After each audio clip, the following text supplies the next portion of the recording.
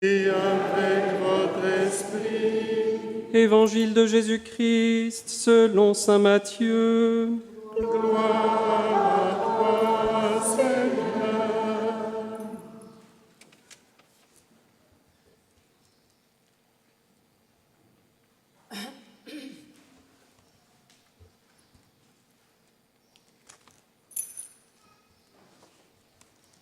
En ce temps-là, Jésus, arrivé dans la région de Césarée de Philippe, demandait à ses disciples : « Au dire des gens, qui est le Fils de l'homme ?»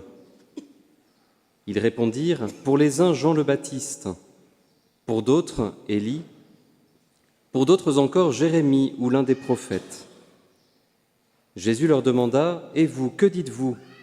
Pour vous, qui suis-je » Alors Simon-Pierre prit la parole et dit : « Tu es le Christ, le Fils du Dieu vivant. » Prenant la parole à son tour, Jésus lui dit : « Heureux es-tu, Simon, fils de Jonas. Ce n'est pas la chair et le sang qui t'ont révélé cela, mais mon Père qui est aux cieux. Et moi, je te le déclare, tu es Pierre, et sur cette pierre je bâtirai mon Église, et la puissance de la mort ne l'emportera pas sur elle. Je te donnerai les clés du royaume des cieux. Tout ce que tu auras lié sur la terre sera lié dans les cieux, et tout ce que tu auras délié sur la terre sera délié dans les cieux. » Acclamons la parole de Dieu. Louange à toi,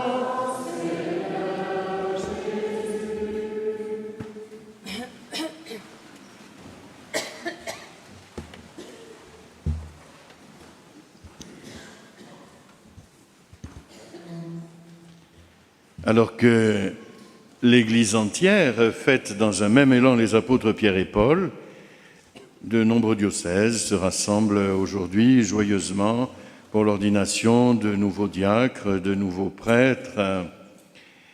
Il n'y a pas beaucoup de fêtes de saints qui l'emportent sur le dimanche, mais Pierre et Paul l'emportent sur le dimanche. Ça veut dire qu'il s'agit d'une fête importante et d'une fête qui a quelque chose à nous dire. Mais qu'est-ce qu'elle a à nous dire, cette fête des apôtres Pierre et Paul ? Les deux colonnes de l'Église, solides. C'est comme ça qu'on les appelle, les colonnes de l'Église. Ce ne sont pas des héros qu'on commémore à la fin du mois de juin, comme on fait le spectacle de fin d'année, la kermesse, non. Nous fêtons en ce jour des témoins de l'Évangile, dont la vie et la mort ne cessent d'inspirer de siècle en siècle tous les chrétiens, Pierre comme Paul. Oh, nous vivons dans des temps troublés où l'horreur du péché, de la haine, de la violence, de la guerre, de l'abus sont éclairés d'une lumière crue. Et dans cette période, nous allons le dire tout à l'heure, nous croyons en une Église sainte. On le dit chaque dimanche, dans la foi. En effet, nous savons qu'elle est, quoi qu'il arrive, le corps très saint de Jésus-Christ. Cette Église, c'est le corps très saint de Jésus-Christ. Elle n'est pas sainte de la sainteté de ses membres, parce que sinon on n'irait pas très loin. Mais elle est sainte parce qu'elle est le corps très saint du Christ. Et c'est la promesse de Jésus à Pierre, les portes de la mort ne l'emporteront pas sur elle. Jésus nous l'a promis et sa parole est certaine. Alors en quoi donc ce témoignage des apôtres Pierre et Paul peut-il nous aider à vivre aujourd'hui notre foi chrétienne dans l'Église ? Alors Pierre et Paul sont des personnes bien différentes. Ce sont des hommes dont le parcours spirituel n'est pas comparable. Et pourtant, les voici unis dans une même fête aujourd'hui, car l'un comme l'autre, ils sont allés au bout du chemin de l'amour à l'image du Christ. Tous deux sont morts à Rome, l'un crucifié la tête en bas, dit-on, et l'autre décapité, car Paul, étant citoyen romain, ne pouvait pas être crucifié.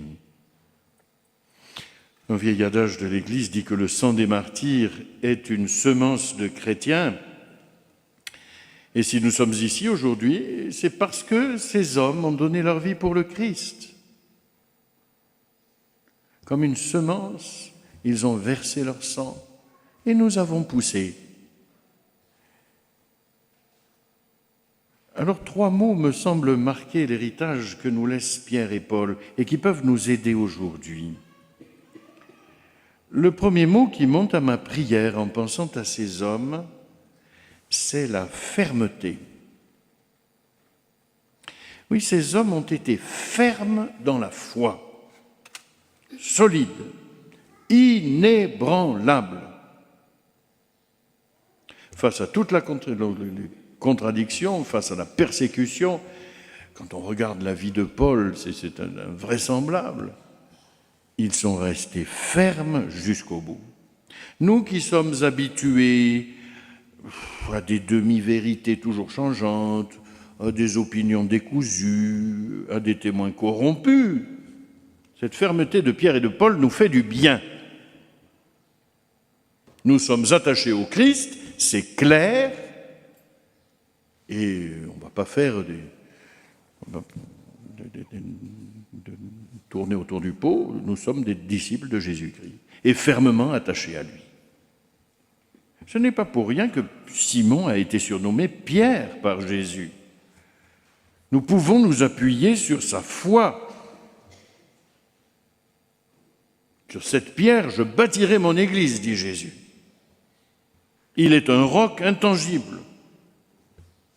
Et Paul est bouleversant lorsqu'il nous dit « Désormais, je considère tout comme désavantageux à cause de la supériorité de la connaissance du Christ, mon Seigneur. À cause de lui, j'ai tout perdu.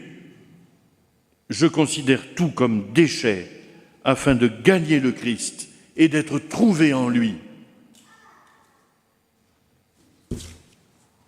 Chapeau. Être attaché au Christ avec fermeté. Ces hommes n'ont rien mis au-dessus de Jésus-Christ. Leur vie elle-même a été soumise au Seigneur jusqu'au bout. Oui, la fermeté dans la foi est certainement le premier message que nous avons à retenir des saints apôtres Pierre et Paul. Le deuxième mot qui me semble les caractériser, c'est l'audace. L'un comme l'autre aurait pu garder sa petite vie pépère, une vie de pécheur pour Pierre ou de docteur de la loi pour Paul. Mais ils ont eu l'audace de tout quitter pour le Christ. L'audace de ne pas chercher d'autre appui que la foi.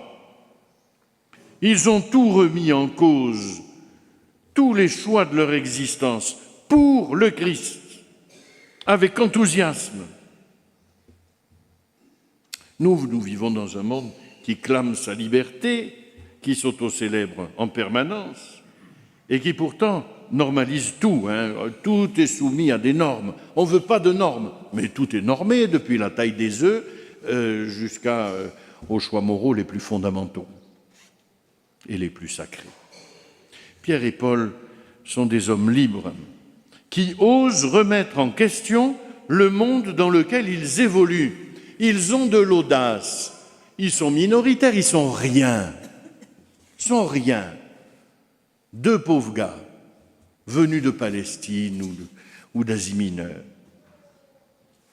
Mais ils osent remettre en cause le monde qui les entoure. Ils ne chantent pas la même musique, voyez-vous ? Parce que c'est quand même ça dont il s'agit. Nous avons à faire entendre la mélodie de l'Évangile. Si nous chantons la même musique que le monde, mais qu'est-ce qu'on a à lui apporter ? C'est la différence, c'est le regard un peu décalé que nous pouvons apporter qui va nous faire avancer. Alors, Pierre et Paul osent aller à l'encontre de l'opinion générale. Leur audace les lance sur les routes de l'Empire romain, à la rencontre de tous, sans exception. Ils ne limitent pas leur prédication aux Juifs de la diaspora. L'universalité du message est leur seule arme, mais c'est la plus puissante. Ils annoncent que tous les hommes sont appelés à la même vie, que le Christ ne fait pas exception des personnes, des races, des langues. Et le plus éloigné devient alors un frère à aimer. Dans cette ville de Rome où se mélangent tous les peuples des colonies de l'Empire, tout homme est un frère à aimer. Cette révolution évangélique bouleversera la société antique, mais comme elle doit continuer à bouleverser la société d'aujourd'hui. L'Évangile, si ça n'est pas un bouleversement, je ne sais pas ce que c'est. À leur suite, il nous faut avoir l'audace de faire résonner un message original, universel, décalé face aux certitudes souvent bien passagères de nos sociétés. Vous savez, ce qui est bien à une génération est jeté à la poubelle la génération suivante. Ça fait 2000 ans que nous nous tenons à la parole de Jésus. L'audace des apôtres doit être la nôtre, frères et sœurs. Pas pour créer le trouble, mais pour ouvrir des chemins de lumière aux hommes de ce temps. L'audace est un don à demander, pas la violence, l'audace. Vous savez, le chrétien pépère, là, qui attend que tout se fasse tout seul, c'est fini, ça.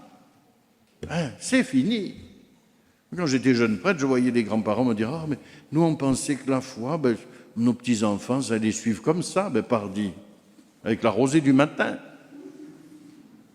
Eh bien non, le chrétien pépère qui est là, qui attend que les choses se fassent, c'est terminé, c'est fini, ne le cherchez plus, voilà. Chacun de nous doit avoir l'audace des apôtres. C'est un besoin pour ce monde. Et le Seigneur a besoin d'apôtres audacieux. Le troisième mot qui me paraît important pour aujourd'hui, c'est finalement l'unité. Et le pape Léon XIV aime bien insister sur ce mot-là. Pierre et Paul ont vécu des déchirements intérieurs terribles face au refus des Juifs ou au mauvais accueil des païens. Mais ils ont offert à tous des perspectives plus grandes que l'horizon de leur petite patrie, de leurs petites idées, de leur petite communauté. Nous voyons bien aujourd'hui que notre monde se rétracte. Les identités particulières font office d'opinion maintenant. Voilà, la différence est pointée du doigt. Il n'est pas comme nous. Mais non, je ne suis pas comme vous. Ben non, je ne suis pas comme vous. Mais... Vous voyez, les adversaires deviennent des ennemis. On n'a plus d'adversaires, on n'a que des ennemis. Ça, certains grands pays nous y aident. Le rejet de l'autre devient un simple propos de table. On en parle comme ça, entre la poire et le fromage. C'est odieux. Et face à ce repli mortifère, frères et sœurs, regardons Pierre et Paul, qui ne cessent d'affirmer que l'unité dans l'amour est le seul horizon de vie pour l'humanité à la suite du Christ. Je regardais comme vous, sans doute, le dernier conclave. Enfin, pas celui des retraites, le vrai. Et je me demandais pourquoi tant de télévisions, de chefs d'État étaient là réunis pour, somme toute, un événement purement interne à l'Église catholique. Et la réponse est arrivée aussitôt. Mais il n'y a que l'Église, malgré la misère de ses péchés, qui ose annoncer la fraternité universelle dans le concret de toutes les sociétés, au plus proche de chacun. À travers tous les pays de la planète, toutes les cultures, toutes les langues, il n'y a que l'Église qui fait ça. Et elle a une longue expérience de 2000 ans. Le message du Christ rassemble toutes les langues et tous les peuples. Nous n'avons pas à rougir de notre Église.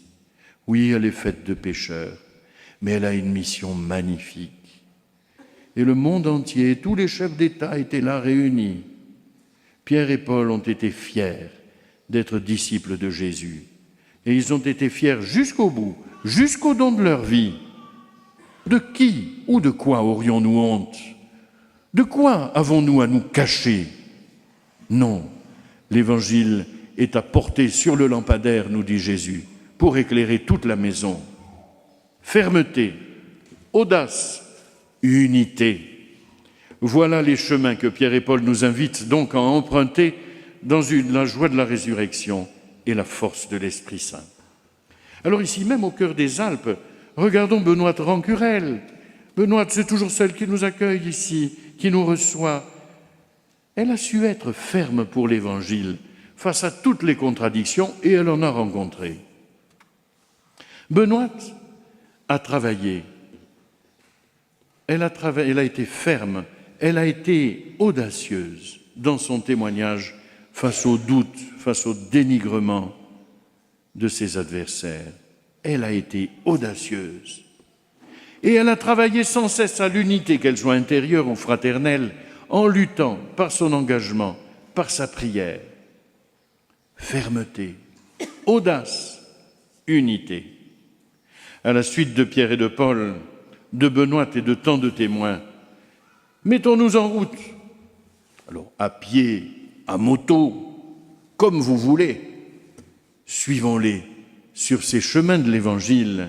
Soyons fermes, soyons audacieux, en respectant bien le code de la route. Fermes, audacieux, et par-dessus tout, soyons des artisans passionnés de l'unité dans l'amour, dans ce monde divisé. Alors nous commencerons à devenir de véritables disciples. Bonne route à tous.